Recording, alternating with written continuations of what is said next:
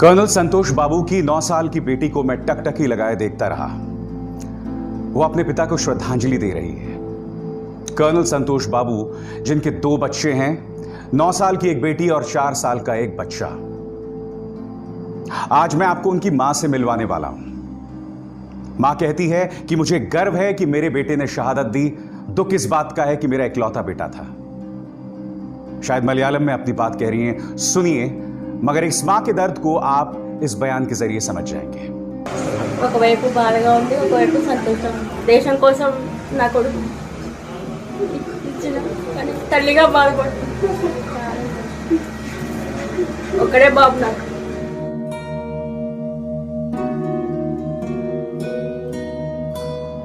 अब आपके सामने कुंदन कांत ओझा है। झारखंड के गांव का रहने वाला कुंदन कांत ओझा, यह भी बिहार रेजिमेंट में थे। यह तस्वीर देखिए, इस दर्द के लम्हे को उनके पिता बर्दाश्त नहीं कर पा रहे हैं। और लगभग इसी तरह की तस्वीरें आपको चीनियों के साथ जो संघर्ष हुआ है, जिसमें हमारे सैनिक मारे गए हैं, लगभग इसी तरह की तस्वीरें आपको हर जगह दिखाई देंगी।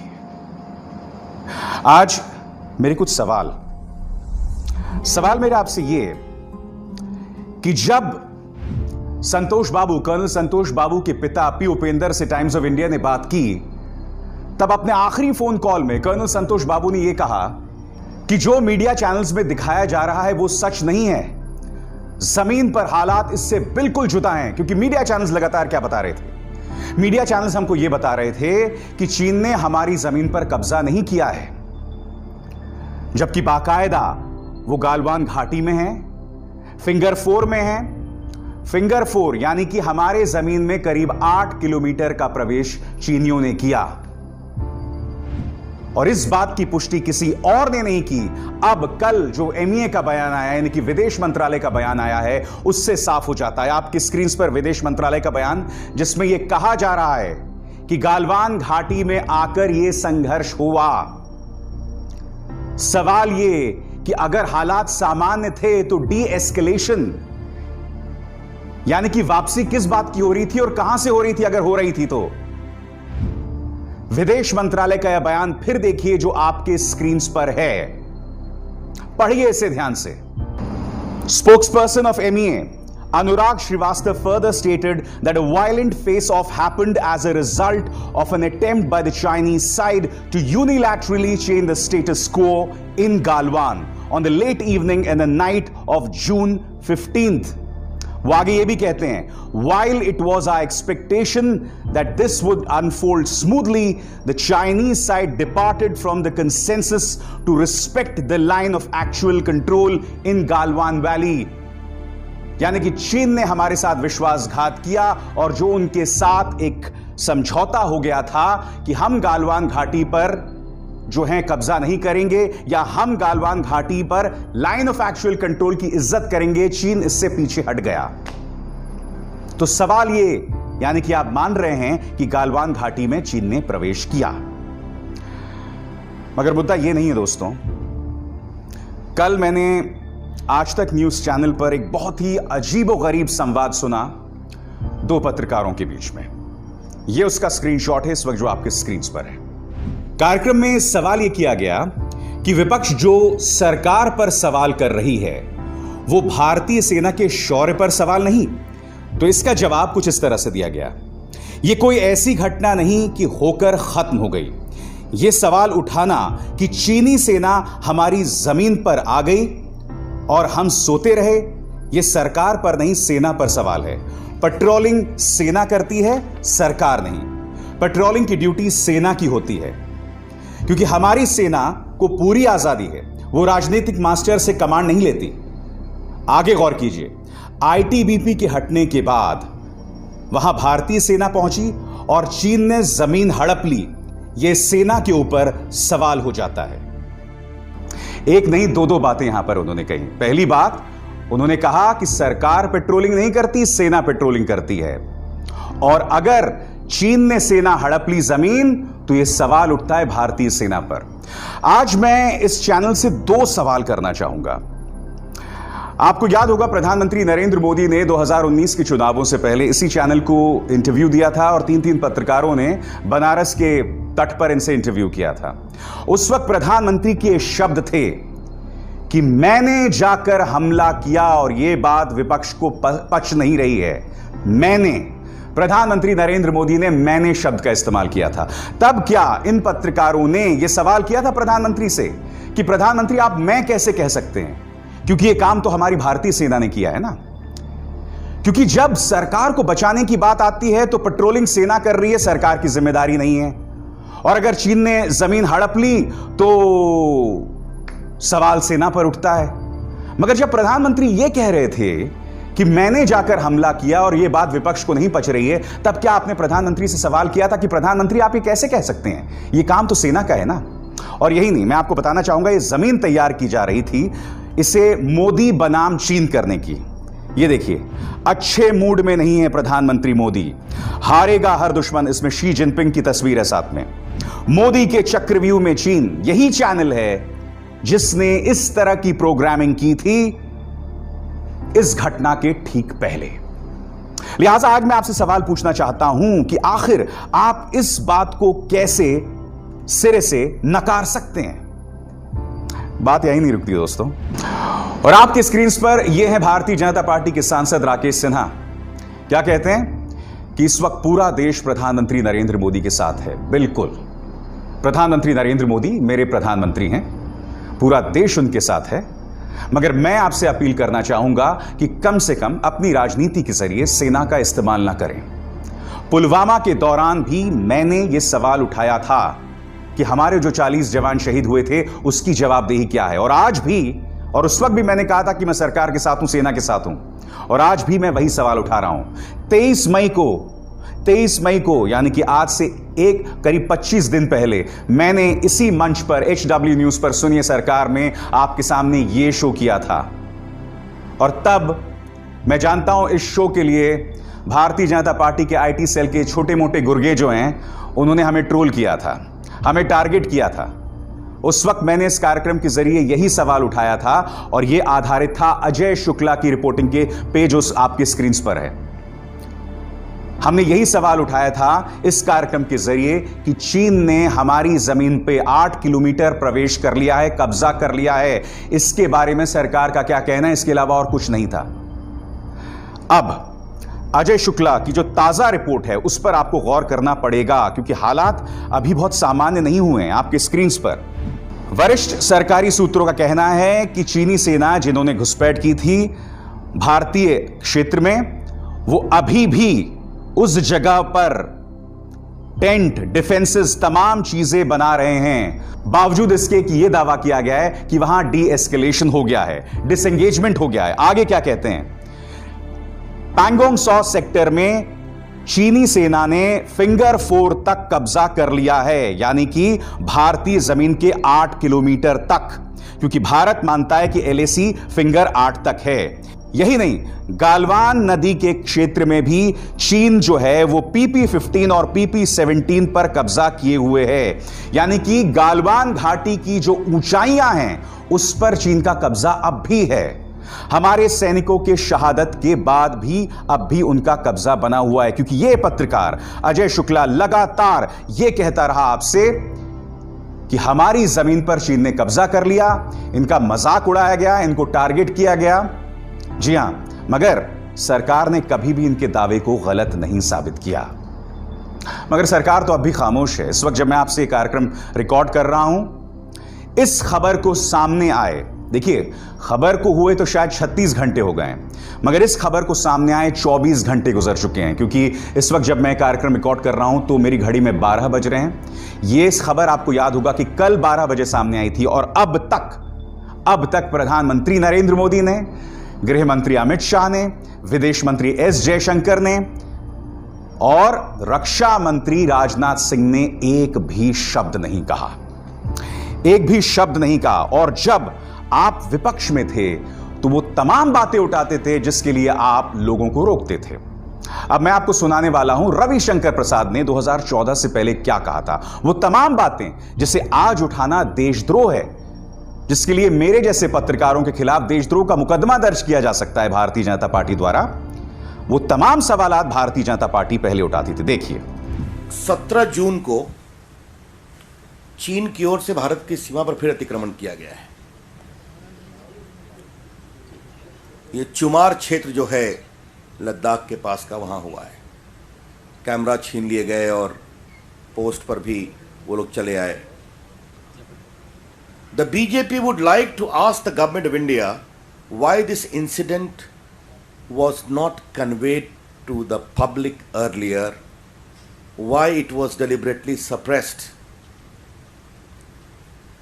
जो अप्रैल 15 की घटना हुई थी दौलत बेग ओल्डी सेक्टर में, 21 दिन चली थी, उसके बाद चीन के प्रधानमंत्री भारत आए थे, कहा गया था सब ठीक है।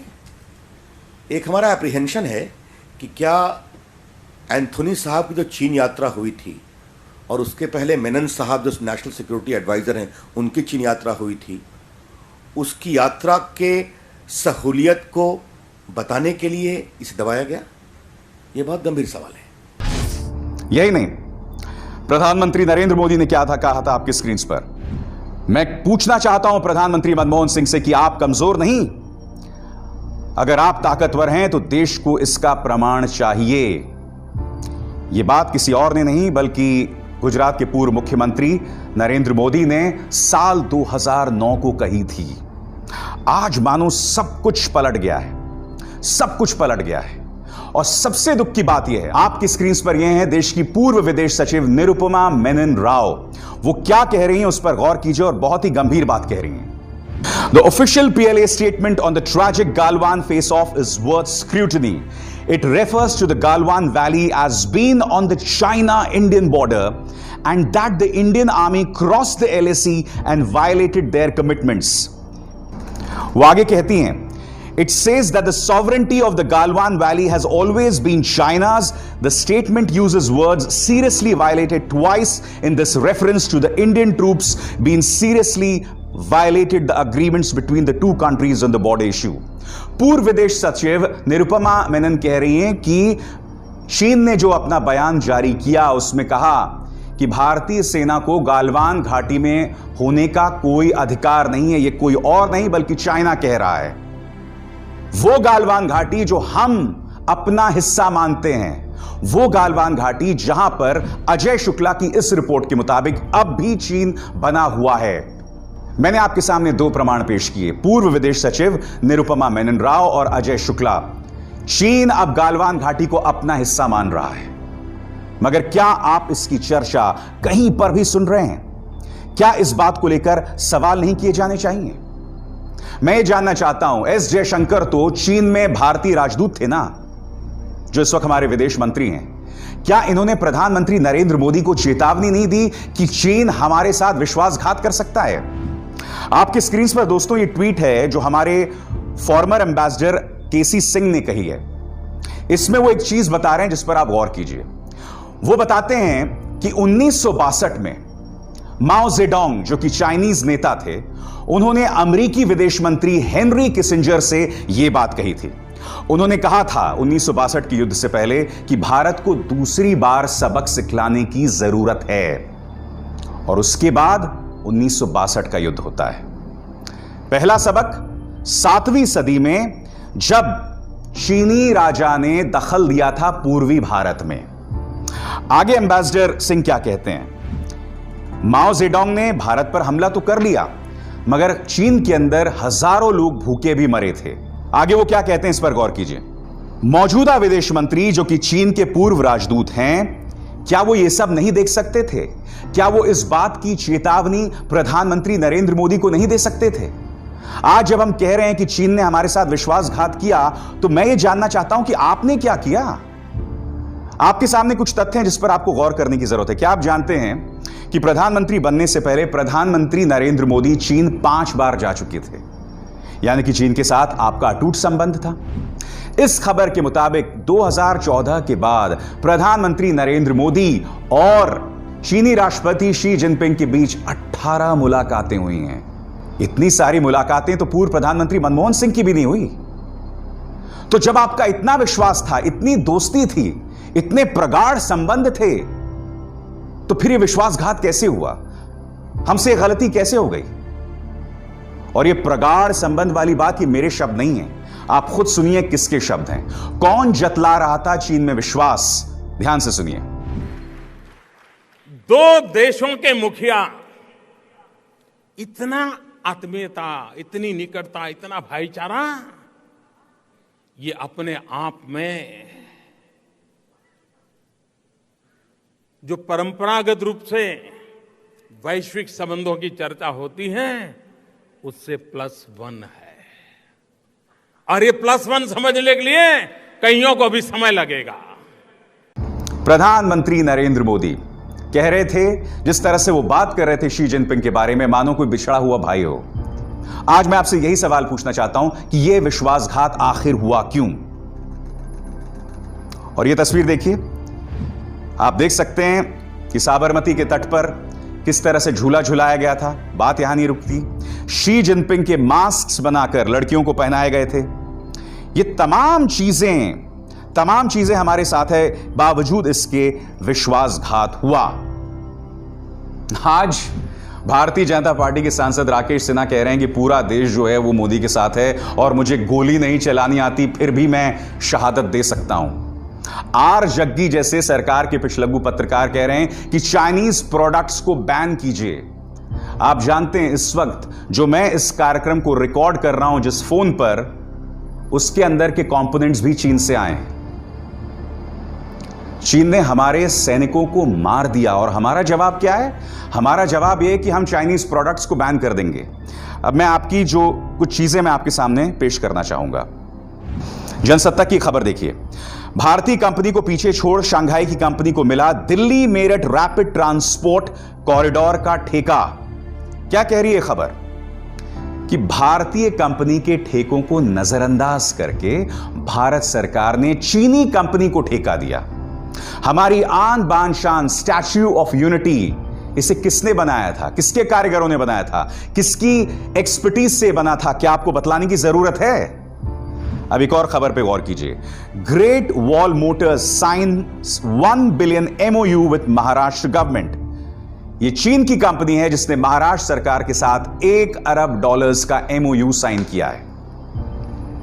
आज जो मैं आपसे सवाल पूछना चाहता हूं ना, कि हर बार देश की जनता से यह उम्मीद की जाती है, और क्या उम्मीद की जाती है कि साहब आप जो हैं कुर्बानी दीजिए, आप जो चाइनीज गुड्स को त्यागिए, मगर सरकार अपने साथ क्या कर रही है यह आपके सामने है। अब इस चैनल पर गौर कीजिए, कह रहे हैं चाइना गेट आउट। स्क्रीन पे देखा आपने, चाइना गेट आउट। अब जरा नीचे जूम इन कीजिए, इस कार्यक्रम के प्रायोजक हैं वीवो। वीवो किस देश से आया है क्या आप जानते हैं?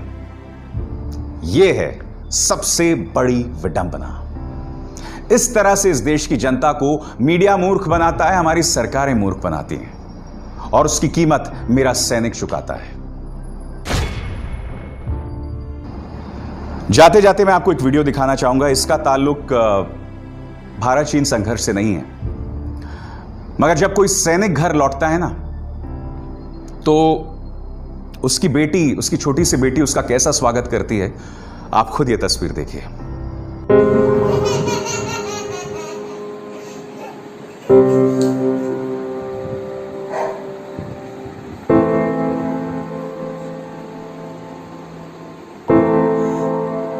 She cried. Oh my God.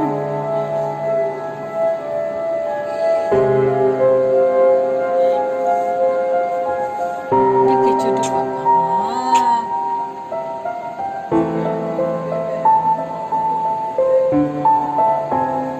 Oh my God, she's not leaving.